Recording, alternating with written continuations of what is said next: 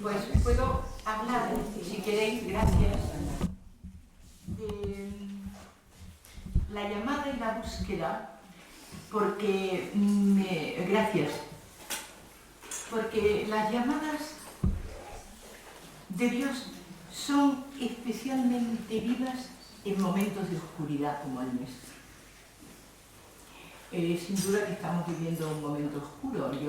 Yo soy muy de la generación del año 68, aquella que íbamos por las calles gritando y saltando que había llegado la libertad y la vida y que ya no iba a haber nunca más nazis, ni nunca iba a haber más gobiernos totalitarios, ni nunca iba a haber nada, y que la democracia, no nos referíamos solo entonces infelices de nosotros, porque yo tenía 19 años, a la democracia formal de Thanos, a la democracia como elemento vital de la vida, ¿no? Todo iba a ser consensuado, los grupos de la facultad nos pasábamos la tarde sentados en el suelo discutiendo en la facultad. ¿Por qué? Porque pensábamos realmente que había llegado el momento de poder hablar, de poder decirlo, que se nos iba a escuchar. Pero no solo por ser jóvenes, sino a todo el mundo. Nosotros vivimos una etapa de nuestra juventud muy abierta a que todo iba a cambiar. Yo nunca pensé que iba a vivir momentos tan oscuros como los que estoy viviendo a mis 78 años. No, nunca creí. Nunca creí que vamos a vivir bajo las polaridades de locos, que iba a decir dos, pero son más de dos los locos que tenemos alrededor. Por un lado, por el otro, bueno, en fin, no hablemos de esto porque no quiero hablar de esto. Solo quiero decir que hoy vivimos un gran momento de oscuridad.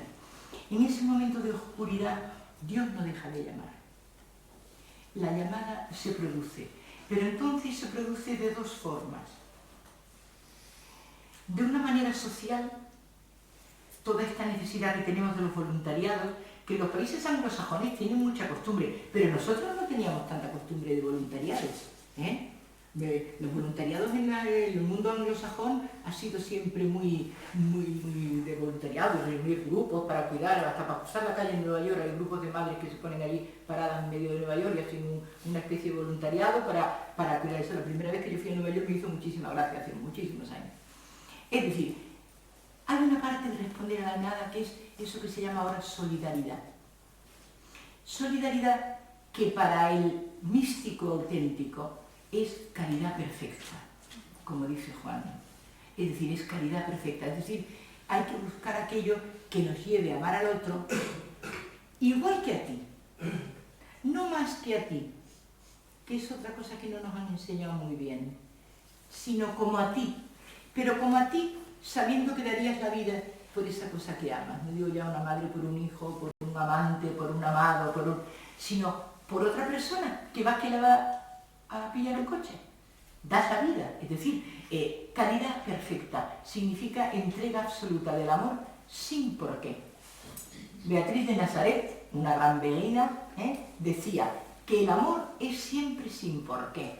Es decir, no es para algo, el amor no quiere conseguir nada, es gratuito. Y si os dais cuenta, el amor de Dios es siempre gratuito. Por eso ha hecho tanto mal esa especie de moralina que nos han metido de que Dios siempre estaba dispuesto a cobrarte. Si eras malo te castigaba, si eras bueno te premiaba. Ni premia, ni castiga, ni nada de eso. Dios es pura gratuidad. Dios es darse. Es un darse, es la kenosis. Dios no existe, Dios no es un señor, Dios no tiene barba, Dios no es una cosa. Dios es el darse continuo de un amor que fluye sin parar de fluir. Por eso Él no está, por eso Él fluye, simplemente fluye. Por eso los grandes santos viven en lo que se llama el estado teopático, es decir, el estado de fluir en Dios continuamente. Cuando uno alcanza el fluir en Dios continuamente, ha llegado a la perfección, porque está fundida en la divinidad. Ya no es Él, ya te has aniquilado, ya estás viviendo. Bueno, esa parte interna de la llamada sigue existiendo. En el siglo XX, en el XXI y en el XXII, que no creo que alcancemos. Yo, bueno, tampoco tendría mucho interés. Pero vamos, quiero decir que en la vida real, en la vida de ahora, hay todavía llamadas muy profundas, en profundidad.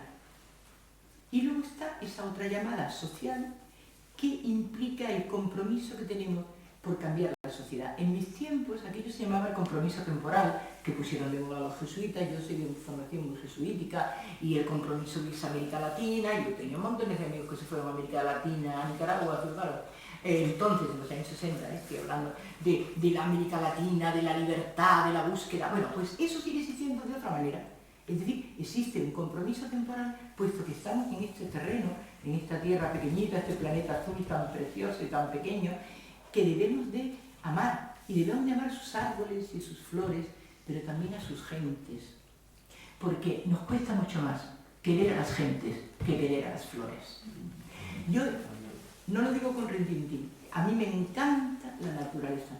La naturaleza creo que es una expresión, es una teofanía de Dios. En cada flor está Dios, en cada pino, hasta en un pimiento, porque son muy bonitos los pimientos. En todo está Dios, Dios está en todo. Yo no lo dudo, es que está. Pero una cosa es que esté, y otra cosa es que, como es mucho más bonito decir qué cesta de pimientos tengo en mi cocina, que amar al vecino de al lado, que es un majadero integral, opto por los pimientos. Y entonces, ¿qué ocurre? Pues que tenemos una ecología blanda. A mí me encanta, creo que la ecología hoy es una asignatura fundamental, porque tenemos un compromiso con la tierra. Vamos, eso yo creo que cualquier persona lo entiende. Hay que salvar la tierra, nos están quitando las tierras raras. Ahora ya le gusta España porque tenemos no sé qué tierra de un Río Tinto y en no sé dónde. Horrible, un sistema horrible. La tierra hay que amar la tierra, hay que amar los árboles y las flores y las plantas y los pepinos. Pero no puede uno dejar de amar al hombre, al niño que está al lado, el niño que está muriendo de cáncer, a la mamá del niño que se está muriendo de cáncer. Porque ahí hay dos que sufren, o 4, o 5. Cuando hay una desgracia de este estilo, no es solo la persona, es un mundo de sufrimiento. Y yo creo que una cosa que tenemos que aprender es amar realmente, porque se nos ha dicho tantas veces y lo hacemos tan mal. Los mandamientos de la ley de Dios son 2. Amar a Dios sobre todas las cosas. Escucha Israel, el Señor tu Dios es solamente uno. Amarás al Señor tu Dios con todas tus fuerzas, con toda tu mente, con todo tu corazón. Nosotros somos ese Israel. Es a nosotros. Somos, decía Ranner, somos el pueblo de la escucha. Dios nos está invocando. Escucha, Israel. Pero tienes que amar a Dios. Pero es que tienes que amar al prójimo. Y ese amar al prójimo es muy difícil. Es la parte difícil de la cuestión. Porque el amar al prójimo implica que ves a Dios en la nada del otro. Y eso es muy duro. Yo creo que ahí es donde tenemos que tener en cuenta que debemos avanzar por el camino de la mística, sabiendo que Dios nos pide estar fuertemente enraizados en el planeta Tierra. Fuertemente enraizados. Es aquí donde nos han puesto. Y en este siglo, nos guste o no, y aquí es donde estamos, donde tenemos que desarrollar nuestro amor, que no es nada fácil el amor, que no es nada fácil el amor, que lo que la gente llama amor no tiene nada que ver con el amor, que el amor es una cosa seria, severa, producto de una disciplina y de un acto de voluntad férrea. Yo soy muy voluntarista en esto, soy muy de Tomás de Aquino. Hay que educarse, hay que educar la voluntad, hay que formar la voluntad, hay que fortalecer la voluntad. Hacerlo como no le parece en cada instante porque es lo cómodo, me parece que no fortalece nada. La mística está profundamente unida al compromiso temporal del hombre, con la Tierra, con el planeta y con los otros hombres. Si un grupo de gente suficiente, eso que se llama en la estadística la masa crítica, ¿no?, fuera capaz de conseguir un amor extensivo que se extendiera como el fluir del amor de Dios, pues estaríamos salvados. Gracias.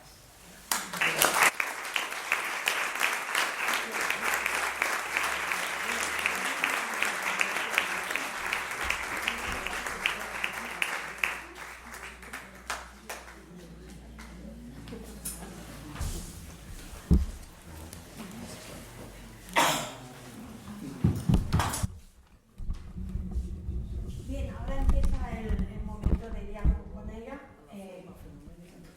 Recordemos que nos ha hablado Dios nos ha avisado que hablaría de la noche y de la nada. Nos ha avisado y ha hablado de la mística que se presenta como éxtasis, pero que en cambio solo es posible si ahondas en ti mismo.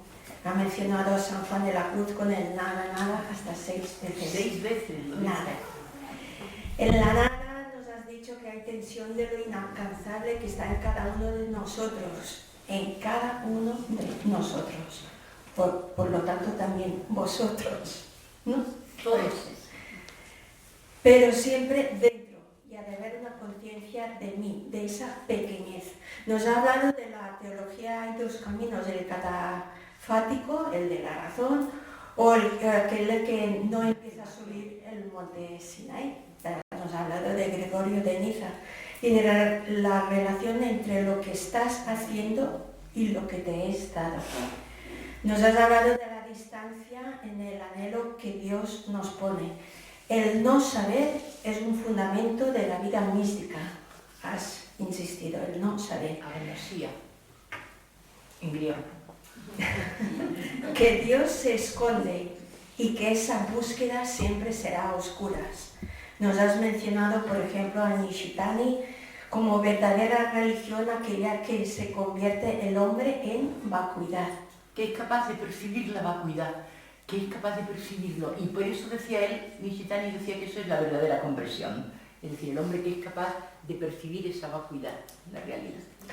Nos ha hablado que no hay que tener miedo a nuestra noche. Y nos ha hablado, por ejemplo, de 3 tipos de oscuridad. La oscuridad social, la oscuridad interna y la noche espiritual profunda. Ya ni habla de oscuridad, es noche espiritual profunda. Tu nombre es tu tono de la vida. Ahí nos has aportado un poco de luz. Pues tu nombre no precisamente es nominal porque hay cada uno que... No, el nombre es lo que somos. Eso. Es una cosa importantísima. En la antigüedad y de hecho en algunas culturas primitivas tradicionales la elección del nombre es una cosa muy seria, elegir el nombre de la persona, la hora en que ha nacido, cómo ha sido el parto, que se tienen en cuenta una cantidad de cosas tremendas para definir a una persona, porque el nombre te define, a nosotros también, pero no el nombre nominal que aparece en el carnet de identidad. Nos has insistido en que hemos sido engendrados, no creados.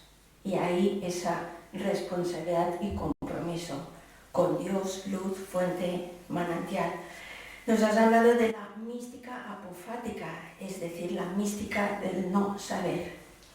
Nos quedamos con el que me enamoro porque no sé. Despójate, deja de ser tú. Nos has mencionado, entre otros muchos, el libro del fruto de la nada, del maestro Eckhart, y nos has acabado hablando de solidaridad, porque al fin y al cabo todo esto lo vivimos aquí y ahora, en este planeta que no es un planeta, sino que el planeta somos nosotros mismos también. La vida.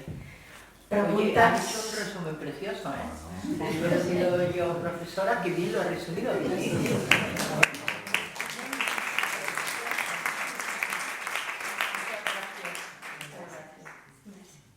Si voleu compartir alguna cosa, vull dir que... Gràcies.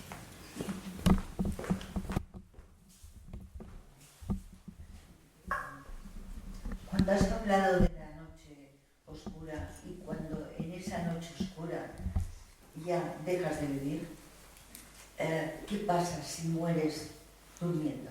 No pasa nada, que te vas directamente al lugar donde esa noche te estaba llevando, pero es a la luz total y absoluta, porque oh noche que guiaste, oh noche más dulce que la alborada, aquel que uniste, lo acaba de decir ella, amado con amada, y a la amada en amado transformada. Ese amada en amado transformada es el final de tu ser, que dejas de ser tú para ser él.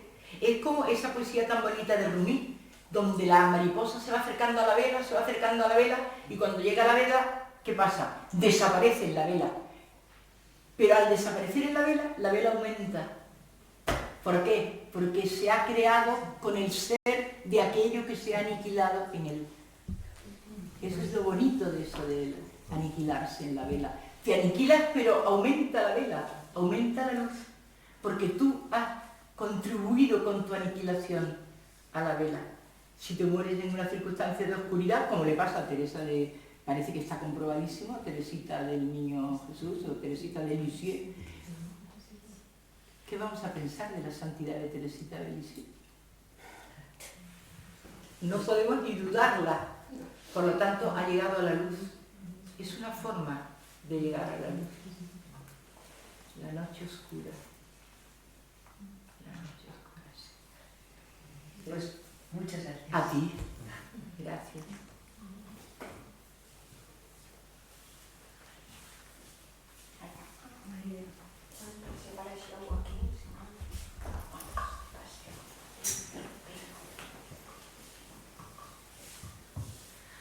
Hola María. Hola. Mira, yo amo las flores, pero con locura. Yo también. No cuesta nada, nada. Cuando veo a alguien que sufre, tampoco me cuesta nada, o sea, nada. Pero tengo que reconocer que hay algún prójimo que me cuesta un montón. Claro. No hace falta que lo afirmes. Ya, entonces, bueno, ahora estoy en una situación de unos prójimos que intentan matar un árbol, una planta, y tengo que parlamentar con ellos. Esta mañana en Montserrat he tenido la sensación profunda de que la única manera de hablar con ellos es amándolos, es entrando dentro de... creando un terreno como un vacío, como tú decías, para que circule y todos podamos intentar enfocar la situación en este vacío. Porque si con una manera voluntaria de salvar, por ejemplo, en este caso mío, ¿no?, una planta, yo no me despojo de ese ego y empiezo a luchar de manera que ellos se sientan agredidos, la han cagado. Entonces, he dicho, hay que hacer una vacuidad aquí en medio para que circule, pero es como muy difícil, porque a mí me resulta muy difícil ver que alguien hace daño a un ser vivo. Me resulta difícil despojarme de mis ganas, incluso de luchar por ello, ¿no? O sea, de soltar. Es muy difícil, es muy difícil. Es muy difícil porque la falta de amor en otro, te cuesta mucho trabajo admitirla, ¿no? Y duele muchísimo la falta de amor al otro. Por eso muchas veces el amor es silencioso, callado, crea el vacío, crea expectativa, crea... Y la violencia hoy, vivimos en un estado de violencia generalizado a las personas y a las cosas, donde hemos perdido esa cosa que llamaba respeto profundo a la realidad, al árbol, a la planta, al niño que le pegan, a todos esos disparates que vemos cada día. Y efectivamente cuesta muchísimo trabajo. Ahora, nos han dicho que el camino es el perdón, no 7, sino 70 veces 7 de perdón, que es dificilísimo. Por eso el perdón y el amor son cosas del Espíritu Santo. Uno solo no puede hacerlo. Necesitamos el Espíritu, es decir, la concurrencia del Espíritu para que eso sea. Sí, paciencia, amor, sensibilidad, comprensión, porque ahí los razonamientos no valen. ¿Tú cómo vas a razonar a una persona o que quiere cortar un árbol magnífico o que le pega a un niño inválido? Es que no hay nada que razonar. Es decir, si tú eres capaz de pegarle a un niño inválido, es que tu cabeza o tu estilo, hay algo ahí que no está funcionando bien. Luego quiere decir que hace falta por parte de los demás un amor y un cariño y una entrega a una cosa muy dura en este caso, ¿no?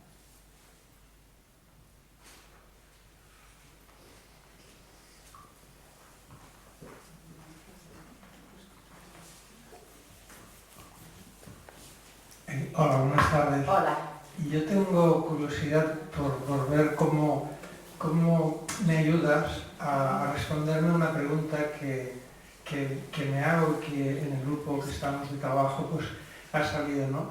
Has hablado del amor al prójimo, pero en esa misma frase dice, amarás al prójimo como a ti mismo. Eso es.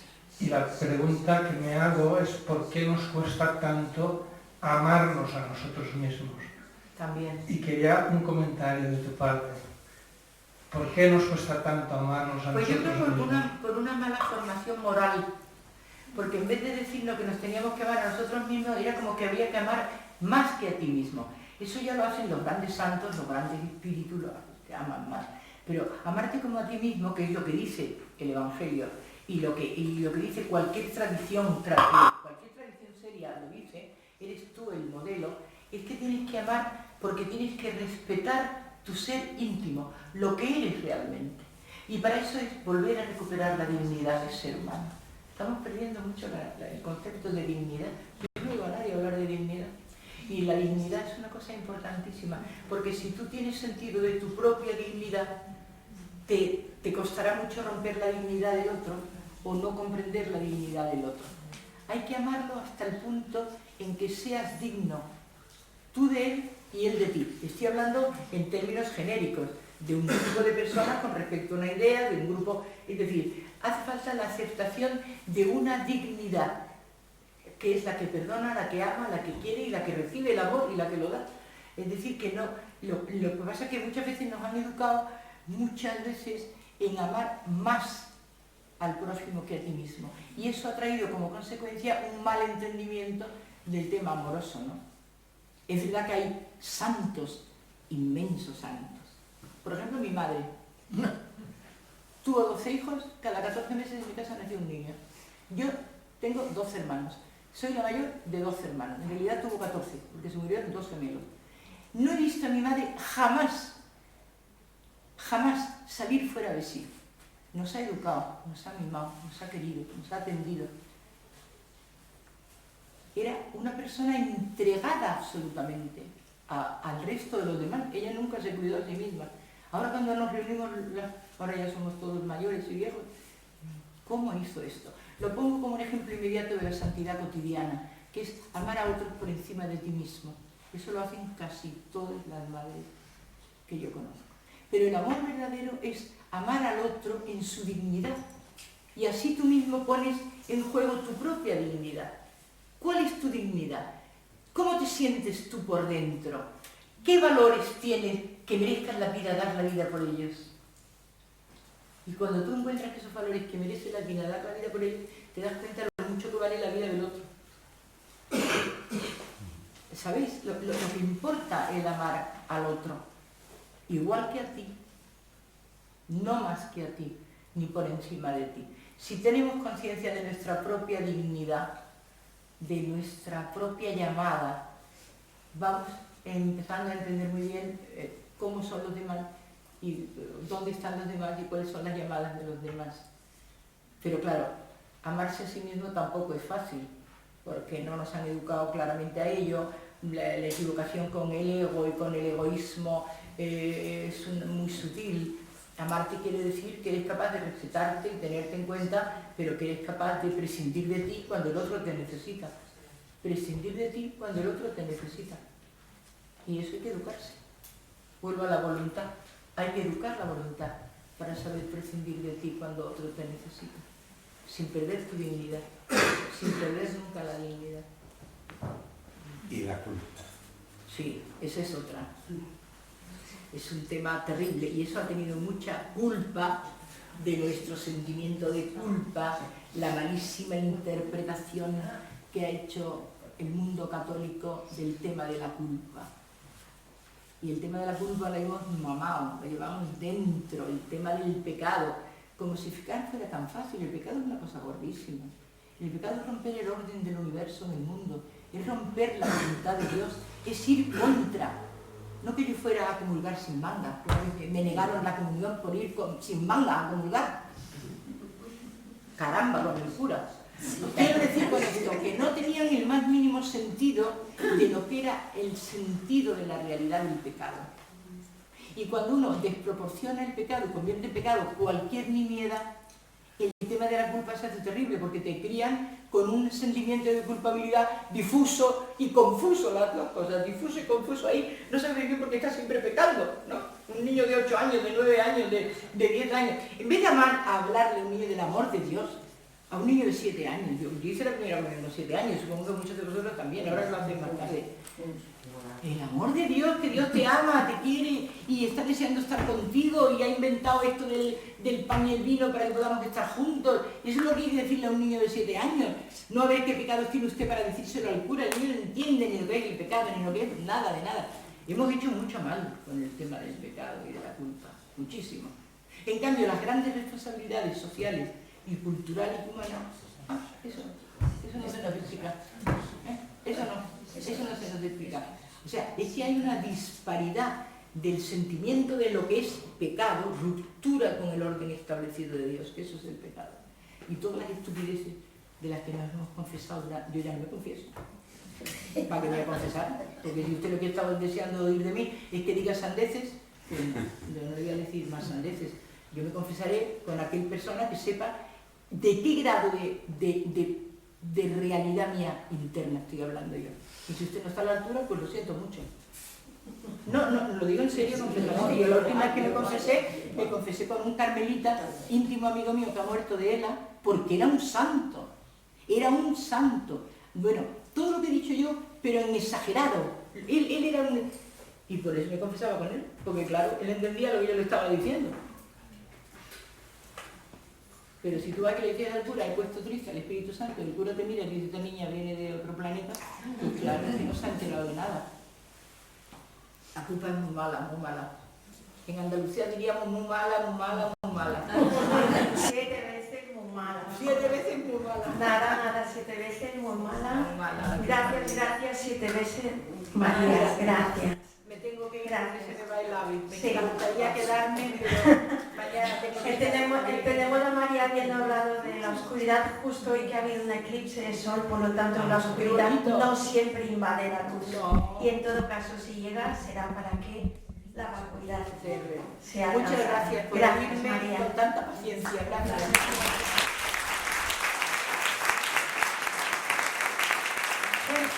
10 minuts